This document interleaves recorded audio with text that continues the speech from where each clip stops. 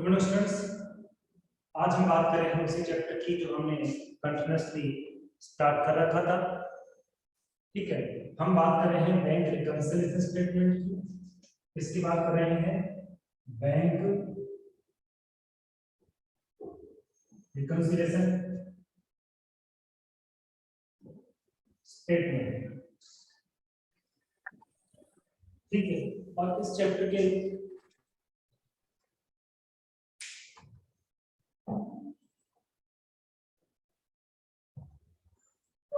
हाँ, और इस चैप्टर के रिगार्डिंग कुछ टॉपिक्स हमने पढ़े हैं, डिस्कस की, कुछ एग्जांपल्स मैंने आपके सामने रखे हैं, इसकी डेफिनेशन हमने समझी, how to make the bank reconciliation statement, इसके रूल्स की बात भी हमने की।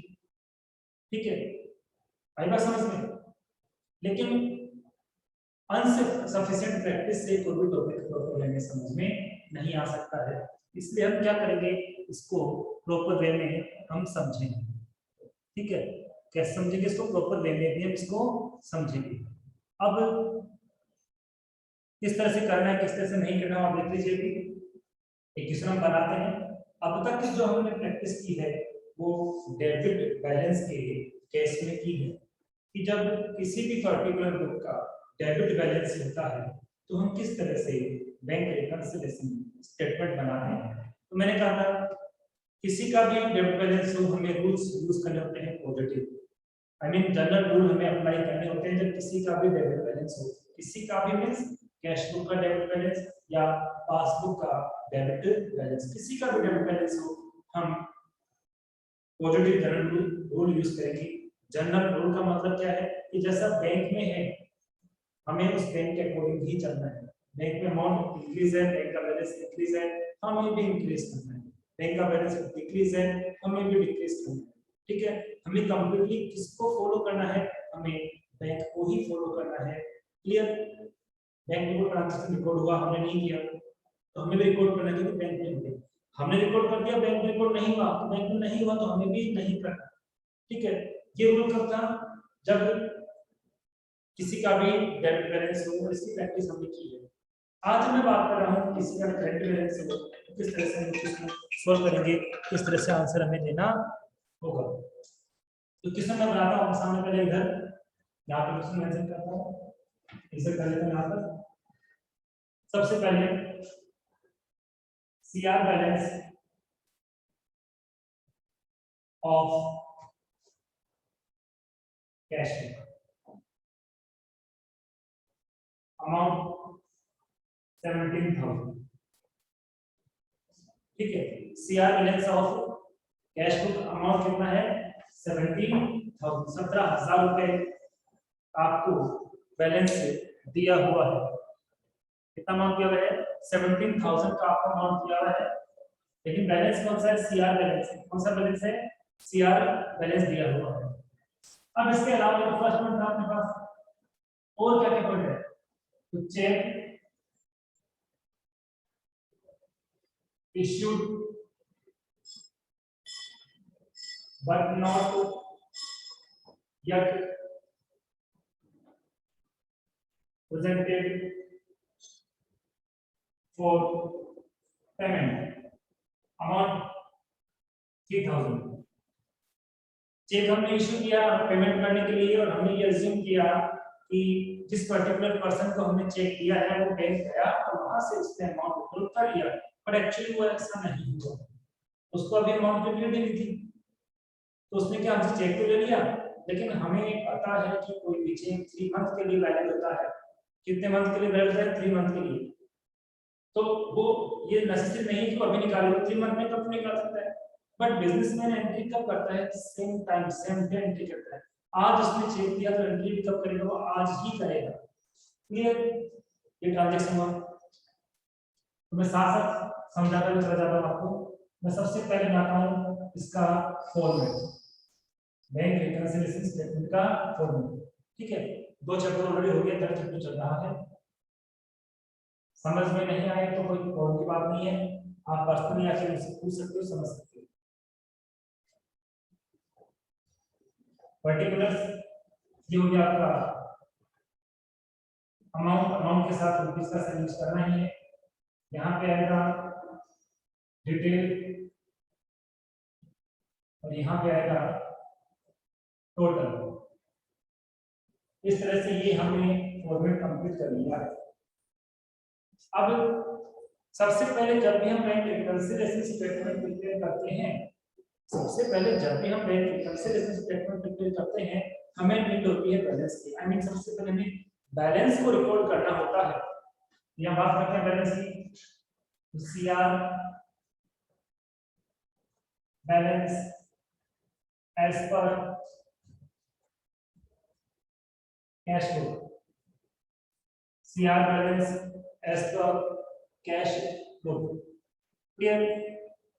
और अमाउंट हमें गिवन है कितना, 17,000।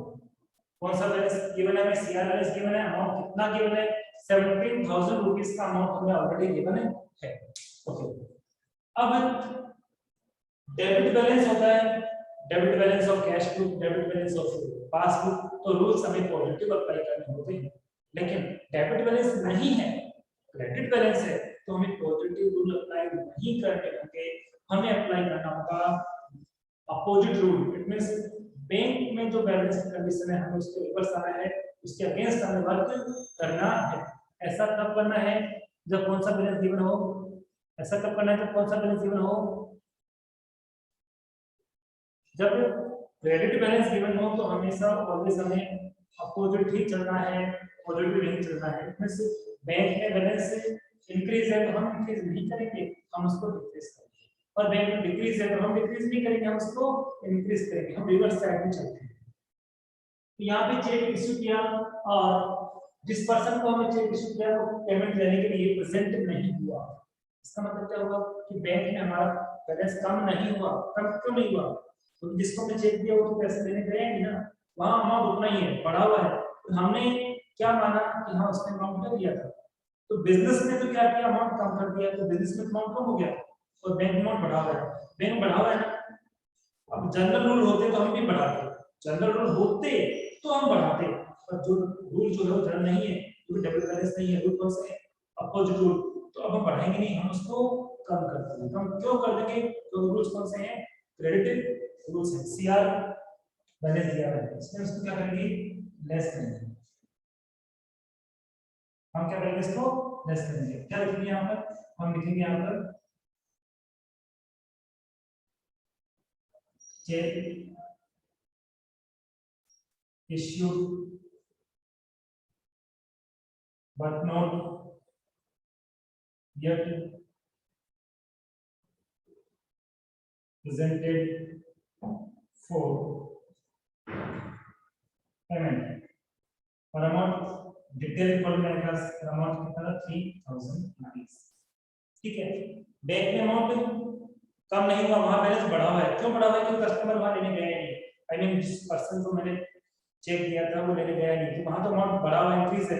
हमारी कैश बुक में अमाउंट कम हो गया, और कैश में अमाउंट है, बैंक में ज्यादा है, तो जनरल रूल्स होते हैं हम भी बढ़ाते इंक्रीज करते हैं, और जनरल रूल्स नहीं है तो हम क्या करेंगे, उसको इंक्रीज नहीं करेंगे, उसको डिक्रीज करेंगे। नेक्स्ट की बात करता हूं, I mean fourth point, third point की बात करता हूं कि check deposited into bank but not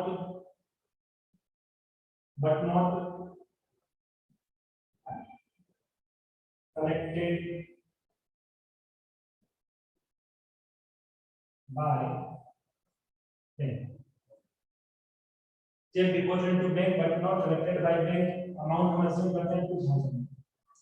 पहले सेंटेंस का मीन समझ लीजिए।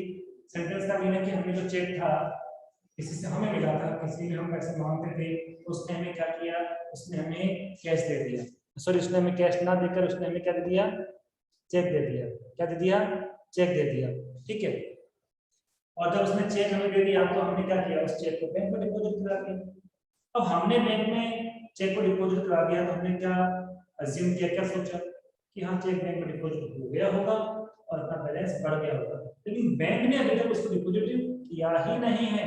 हमारे अकॉर्डिंग डिपॉजिट मान लिया था हमने, इसकी कैश बुक में हमने उसकी एंट्री कर दी और बैलेंस को इंक्रीज कर दिया। लेकिन बैंक में तो इंक्रीज नहीं किया, क्योंकि बैंक ने स्टेटमेंट क्लियर नहीं किया, उसका अमाउंट हमारे बैंक अकाउंट में डिपॉजिट ही नहीं किया, तो वहां बैलेंस क्या है, कम है। क्योंकि बैंक ने डिपॉजिट नहीं किया इसलिए कम है, डिपॉजिट तो हमने मान लिया था इसलिए हमारे कैश में ज्यादा है। अब जनरल रूल होते तो हम भी क्या करते, बैंक में कम हम भी कम करते, और रूल तो जनरल है ही नहीं ना। रूल कौन से हैं, पॉजिटिव रूल है ना, नहीं पॉजिटिव नहीं है, रूल कौन से हैं, नेगेटिव रूल है। इसका मतलब बैंक में कम है तो हम कम नहीं करेंगे, हम इसको अप करेंगे, हम इसको इंक्रीज करेंगे, इसलिए क्या हो जाएगा, ऐड करना होगा। लैंग्वेज क्या है, cheque deposited into bank but not collected by bank. Amount आ गया 2000 रुपीज। इस तरह से 2 ट्रांजेक्शंस को हम यहाँ रिपोर्ट करते हैं बैलेंस की अलग। नेक्स्ट की बात करते हैं,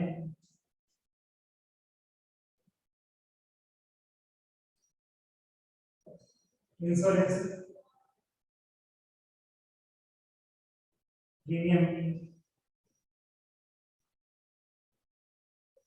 paid by bank but not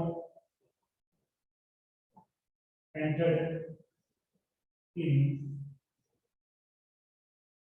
cash book. Insurance premium paid by bank but not entered in cash book, amount मान लेते हैं 1000 रुपीज। क्या हुआ कि इंश्योरेंस का अमाउंट था जो हमारे अकाउंट से कट हुआ, इंश्योरेंस कंपनी हमसे लेने नहीं आती, हमारे बैंक अकाउंट से पैसे निकाल लेती है, हमारा बैंक उसको हमारे अकाउंट में से इंश्योरेंस का जो भी अमाउंट देना है कट करके देता है, ठीक है। हमें पता नहीं था, बिजनेस को नहीं पता था कि इंश्योरेंस का बिल आया था और बैंक ने इसका पेमेंट कर दिया। बाद में पता चला कि बैंक ने इंश्योरेंस का पेमेंट कर दिया है, तो वहां तो बैलेंस क्या हो गया, कम हो गया ना, हमारे पास बैंक में अमाउंट कम हो गया, हमें नहीं पता था, तो हमने अपनी कैश बुक में कम नहीं किए, तो वहां कम है।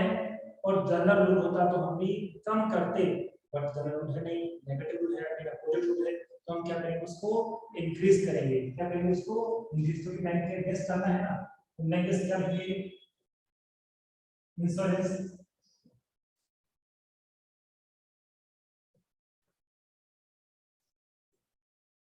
Premium paid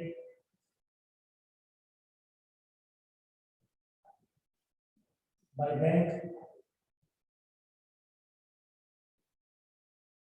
but not entered in cash book, but not entered in cash book। कितना अमाउंट आएगा, 1000 रुपीज। तो हम अपोजिट क्यों कर रहे हैं, क्योंकि बैलेंस कौन सा है, सीआर बैलेंस है, सीआर के सीआर बैलेंस के केस में हमें ऑलवेज अपोजिट ही करना है। क्लियर। नेक्स्ट की बात हम करते हैं, यहाँ देखो ट्रांजेक्शन करते हैं,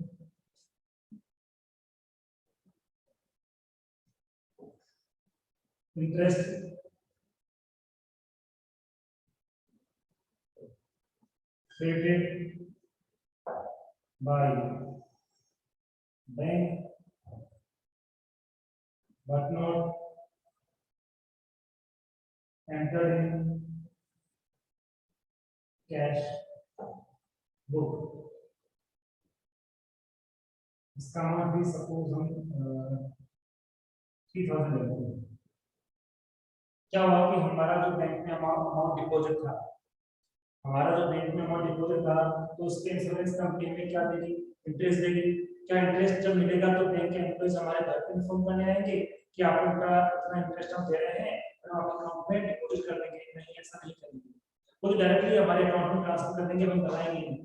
हमें कब पता चलेगा, जब हम पासबुक में एंट्री कराएंगे तब पता चलेगा कि अमाउंट तो बढ़ गया। क्यों बढ़ा, तो रीजन पता चलेगा। रीजन पता चलेगा, क्या पता चलेगा, रीजन ये पता चलेगा कि इसमें इंटरेस्ट का अमाउंट भी आ गया है। तो बैंक में तो हमारा बैलेंस क्या हो गया, बढ़ गया। बैंक में हमारा बैलेंस क्या हो गया, बढ़ गया, लेकिन क्या कैश बुक में बैलेंस बढ़ा क्या, नहीं बढ़ा। जनरल रूल होते तो हम भी क्या करते हैं, उसको इंक्रीज करते हैं, बट रूल कौन से हैं, अपोजिट रूल है, नेगेटिव रूल है, तो हम उसको इंक्रीज नहीं करेंगे, हम उसको डिक्रीज करेंगे, हम उसको कम कर देंगे। तो हम यहाँ पे क्या ध्यान रखेंगे, इंटरेस्ट क्रेडिट का अमाउंट जमा करना होता है, credit by bank but not entered in cash but not entered in cash. कितना अमाउंट, 3000 रुपीज। इस तरह से अपना एक उससे कंप्लीट हो गया जो हमने फर्स्ट ट्रांजैक्शन जो कंप्लीट। अब आगे कैसे करना है उसके बात करते हैं। पहले हम जो ऐड वाला ट्रांजैक्शन है उनका टोटल करेंगे, इनर कॉलम में अंदर वाला कॉलम में कितना गया 3000, ठीक है। अब इसको यहां ना लिखो तो चलेगा, डायरेक्टली यहां लिखो, यहां लिखो बाहर, जहां टोटल ट्रांजैक्शन एंड हो गया तो उसके सामने यहां लिखो, ठीक है। क्योंकि ये ट्रांजैक्शन ऐड था तो हम इसमें ऐड करके निश्चित करेंगे कि कितना हो जाएगा, 20000 हो जाएगा। कितना हो जाएगा 20000। फिर दोनों लेस वाले हैं, कितना इनका टोटल करके वहां निकालेंगे हम लोग, कितना आ जाएगा 6000 रुपीस आ जाएगा। कितना आ जाएगा 6000 रुपीस। और यहाँ पे इसको लेस करेंगे, लेस के ट्रांजैक्शन तो ये हो जाएगा 14000 रुपीस। कितना हो जाएगा 14000 रुपीस। अब यहाँ क्या लिखना है, मैंने कहा जो बैलेंस होता है उसका रिवर्स लिखना है। मैंने लास्ट वीडियो में क्या समझा था, जो बैलेंस ऑलरेडी गिवन है उसका हमें रिवर्स बैलेंस करना है। हम क्या करेंगे, डेबिट बैलेंस ऑफ, वहां कैश लिखा तो यहाँ पे पास में, ठीक है। और आंसर क्या होगा हमारा 14000 रुपीस, इतना आंसर हो गया। तो ये है एक proper concept of bank reconciliation statement. I hope सबके अच्छे से समझ में आ गया है, क्लियर। तो कोई डाउट है तो आप पूछ सकते हो मुझे, क्लियर। तो बैंक रिकंसिलिएशन स्टेटमेंट में एक्चुअली करते क्या है, हम बैंक की पासबुक और बिजनेस की कैश बुक दोनों में हम कंपेयर करते हैं, और कंपेयर करके ये पता लगाते हैं कि उनका बैलेंस सेम है या डिफरेंट है। क्या पता लगाते हैं कि उनका बैलेंस सेम है या डिफरेंट है, ठीक है। और इससे फिर हम जो डिफरेंटनेस फील हुई है उसको करेक्ट कर लेते हैं, ठीक है। इस तरह से हमने एक और एग्जांपल क्लियर किया है। इससे पहले जो 2 वीडियोस थे उसमें हमने जो क्लियर किया था वो डेबिट बैलेंस के थ्रू किया था, एंड पॉजिटिव रूल्स अप्लाई करके किया था। आज हमने CR balance I mean negative balance के बिहाफ पे हमने बैंक रिकंसिलिएशन स्टेटमेंट को डिस्कस किया है, क्लियर। कोई भी डाउट हो आप इसी में हमसे पूछ सकते हो। आज के लिए इतना ही, थैंक यू सो मच।